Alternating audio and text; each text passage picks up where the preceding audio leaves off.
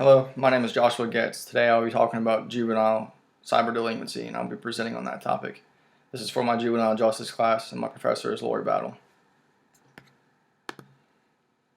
First I want to talk about the juvenile system as a whole. I want to give you some feedback on the juvenile justice system. The treatment of juveniles who break the law varies in the United States from one state to another. Every definition of a juvenile is different when it comes from state to state. No state is the same. So, for example, in the state of Georgia, you have to be 13 years old to commit a crime. But when you turn 17, you are considered an adult, and you can be tried as an adult. In another state, say Texas, for example, you can be 10 years old, and you can be considered a juvenile, and you can commit a crime. A lot of times when you're younger than that, they are considered too young to be held responsible for their own actions. And a lot of times they don't call it criminal acts, they call it delinquent acts or conducts in need of supervision. And a lot of times it falls back on the parents as well.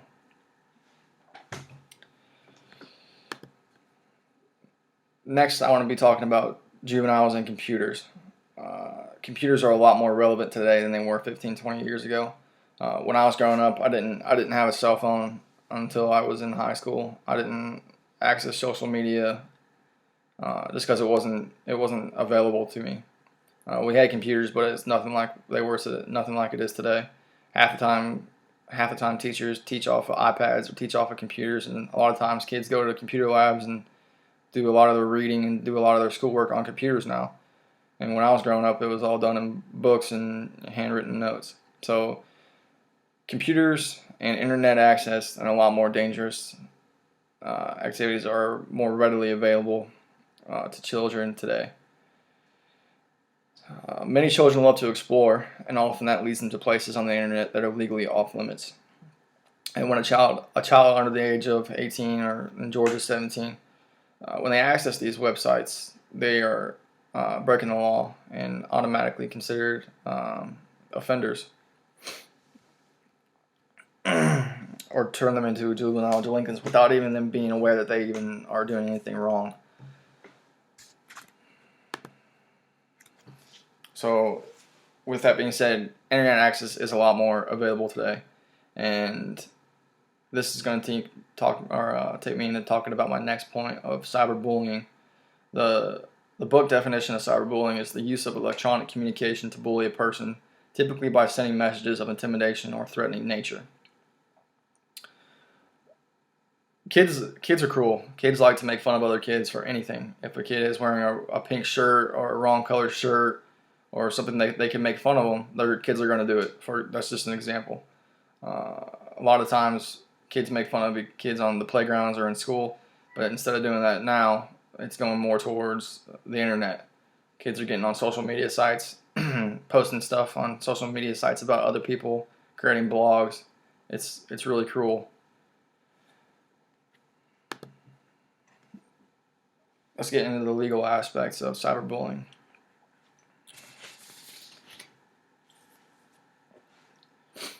A lot of the time, cyberbullying can get kids in trouble, not with just their parents and teachers, but legally as well. However, some laws don't distinguish between making death threats or harassment in a moment of anger. So if a kid is angry and starts threatening other kids because he made them mad at school, and this kid retaliates by posting on his social media something cruel back, it may not meet the definition of cyberbullying. Some definitions of cyberbullying is anyone who's ever said anything cruel to another person can be guilty of this crime. So, for example, if I went on my social media and I posted something about somebody I didn't like, and I said, for example, if I said, "I don't like you, I hope you fall off a cliff," that is the definition of cyberbullying, or i.e., this world would be a better place without you in it. That is the textbook definition of cyberbullying. And that brings me into talking about my next slide. I want to talk about a landmark case, and this is going to be called the Megan Meier case. Basically, this act occurred in December 2007. Megan was a 13-year-old, overweight, unpopular juvenile, and she decided to go on a social media and try to meet friends on social media. There was a boy, his name was Josh Evans, He was on, that was his MySpace name. Him and Megan began talking. They were friends on social media. They were friends on MySpace. They get to the point where they're talking every day. And then in mid-October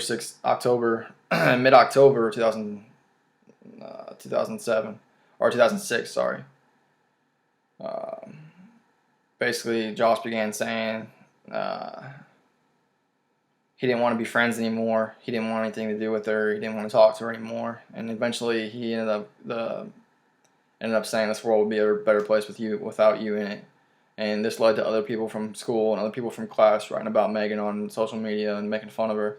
And it got to the point, it got so bad that Megan decided to go into her closet and actually hang herself. And she ended up dying as a result of cyberbullying.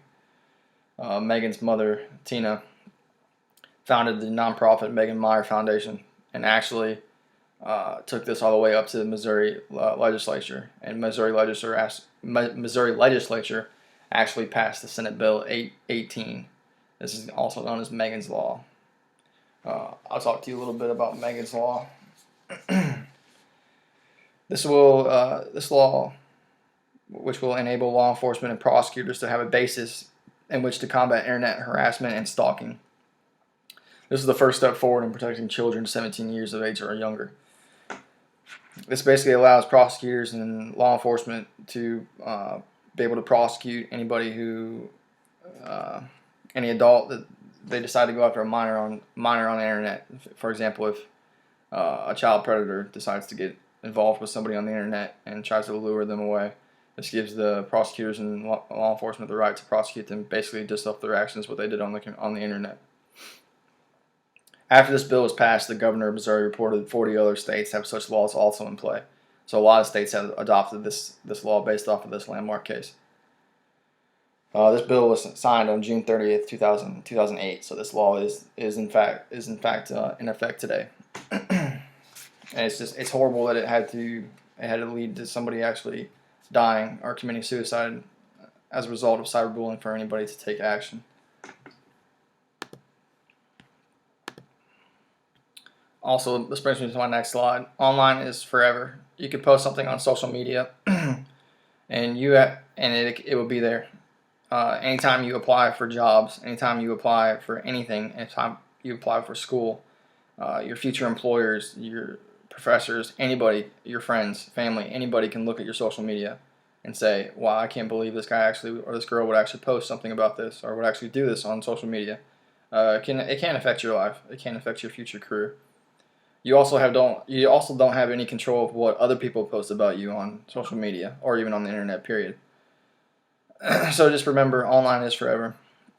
And a lot of times people post everything on social media. A lot of people move it away from writing down their thoughts in a journal or a weekly book or whatever, and they post it on social media. And that just allows everybody to know anything about you, everything about you, and it could potentially be very dangerous.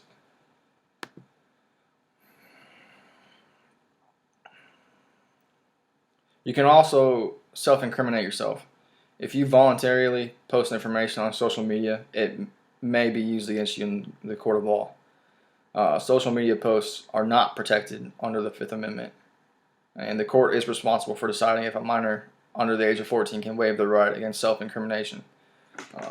Now, it's going back into different laws too. Each state has different laws, and a lot of times your parent has to be present for you to have to be able to waive your right of self-incrimination, or a lawyer. So the best way to stop cyber delinquency is education.